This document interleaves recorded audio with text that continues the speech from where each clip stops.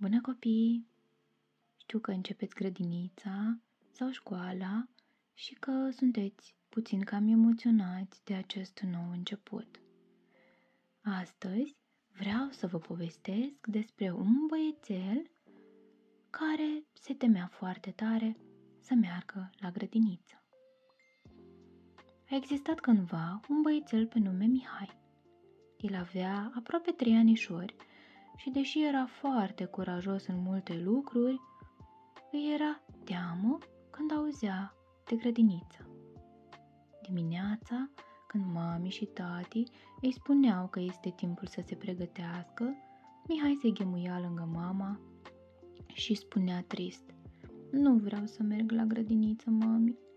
Acolo sunt foarte mulți copii triști care plâng, eu nu cunosc pe nimeni, tu nu ești cu mine, eu nu vreau să merg la grădiniță." Mihai se simțea foarte neliniștit de fiecare dată când auzea alți copilași plângând. Lui îi se părea că grădinița este un loc prea zgomotos și necunoscut și asta îl făcea să fie trist și adesea speriat. Într-o dimineață, mama lui Mihai s-a așezat lângă el și l-a îmbrățișat cu blândețe. Mami spune: "Știi, Mihai, uneori copiii plâng pentru că și ei simt că este un loc nou și necunoscut, dar la fel ca tine, și ei se vor obișnui în timp. Și după ce vei merge de câteva ori bune la grădiniță, o să descoperi că locul ăsta este fermecat. Este un loc frumos, cu jocuri, prieteni, multe animăluțe și fantasme colorate." Mihai s-a tot gândit la ce i-a spus mama, dar tot se simțea foarte speriat și adesea singur. În acea zi a mers plângând la grădiniță și deși a stat neliniștit pe drum, când a ajuns acolo, iar câțiva copii plângeau și iarăși s-a întristat. Și s-a gândit el așa să se retragă într-un colțișor și să aștepte să treacă ziua. Dar educatoarea lui, doamna Ana, nu l-ar fi lăsat niciodată să stea singur. Doamna Ana semăna puțin cu mama. Semănea în calm, în blândețe și era o figură extrem de apropiată. Și a venit spre el cu un zâmbet cald, l-a luat de mânuțe și a spus: "Mihai, hai să-ți arăt ceva. Avem un colț al liniștii unde te poți juca în liniște până te vei simți mai bine. Și dacă vrei, putem împreună să citim o carte." Mihai a fost foarte curios și a urmat-o pe doamna Ana. În acel colț de liniște erau perne moi, jucării drăguțe și colorate, niște geamuri prin care intra lumina soarelui și acolo nu se auzea plânsul copiilor pentru că ei pe rând se calmau. Mihai a început să se simtă puțin mai relaxat.